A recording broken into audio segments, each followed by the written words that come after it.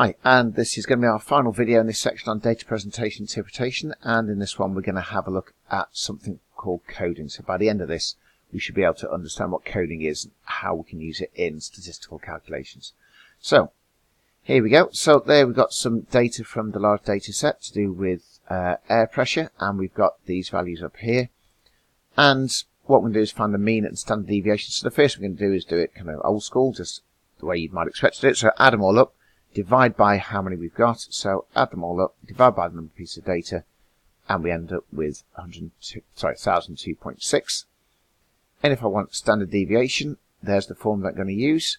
Now, sum of the x squared, so we've got to square all of these. So it's basically this calculation here, divided by 5. So we get the sum of the x squared is actually, what's that, 5,126,175. There we go. Chuck the numbers in. There we go. And we end up with our standard deviation as being 5.31. Now, that seems all fairly straightforward, but an alternative to doing this is just to take this data and just adjust it a little bit. And what I'm going to do is just make the numbers a whole lot more simple just by taking 1,000 off each one. So now my data set is what we're saying coded, so I'm going to use the y, which is the coded data, is going to be each piece of data, take off 1,000. So the average of y's is going to be, so there you go, there's the 1,005, take off 1,000, take off 1,000, so on. So it's just, all it's done is just made the numbers much smaller and just a whole lot more easy to work with. And we end up with the value of the mean for the y values is 2.6. And obviously by looking across here, you can see what do we need to do to get back to the actual mean for our data from there. Well, it's just add the 1,000 back on. And so there you go, 1,002.6. So that's the mean. Now let's have a think about the standard deviation. Now, just by taking off 1,000 off each value hasn't affected how spread out those data values is. The difference between the highest data value and the lowest data value, i.e. the difference between our lowest one, which is that one there, and the highest one there, for example, that's still 15. Same thing applied. There's our lowest data value, there's our highest data value. It hasn't changed the spread of the data at all. So in this case, the coding's had no difference at all on standard deviation, and so the standard deviation is just exactly the same. Now, in this particular example, we just simply took 1,000 off each one to make it more just simpler to work with, and we said that just doing that hasn't affected the standard deviation.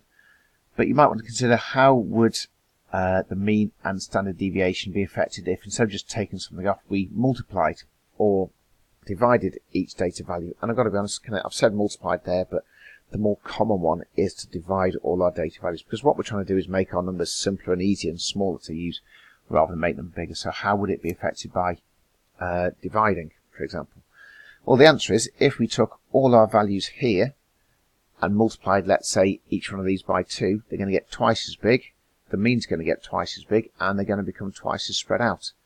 And by the same rationale, if we divided them all by 2, again, they're going to become half the size, the mean will be half the size, and they're going to be kind of half as spread out. That makes any kind of sense. So let's just have a little look at what's going to happen. So if we've got data that's coded, so in this particular case here, we've got our data value, we've taken something off and then done some dividing just to make those numbers smaller, then the mean will be affected in exactly the same way.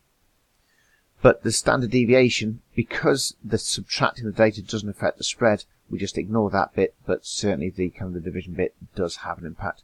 So we've got this kind of standard setup for coding our data, and then these are the results that we're going to get resulting from those. Okay, so let's have a look at an example. So we've got some data set that's been coded. So we've got results from a javelin competition. It's been coded, so we've got to find the mean of the code values and then use those to find estimates for the mean and standard deviation. So we're talking about estimates again because we're going to need to use midpoints. So here's my table when I've just used the midpoints, and the first thing I'm going to do is say, okay, those are my midpoints. First thing I'm going to do is come up with my coded y values. So what I'm going to do here is 60 minus the 50 divided by 10. So we get those values there. You go 66 minus 50, 16 divided by 10, 1.6. So just use the formula to code the values. So now let's go about finding an estimate for the mean. So that's going to be the value times by the frequency, add them all up, divide by how many we've got. And so we've got 1.2875. And so what that means is if I'm going to work out an estimate for the mean of the actual distances thrown, there we go, there's the formula that we saw on the previous page. So what I've got to do now is just put in the information that I know.